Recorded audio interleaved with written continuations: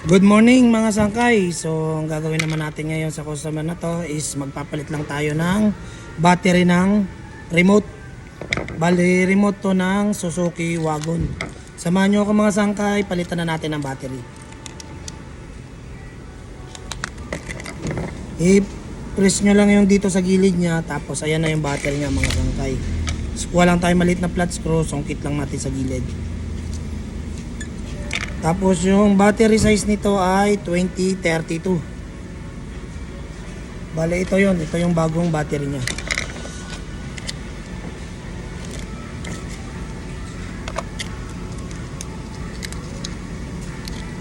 Ayan, tapos kabit na natin mga sangkay. Balik lang natin ulit, konting press lang.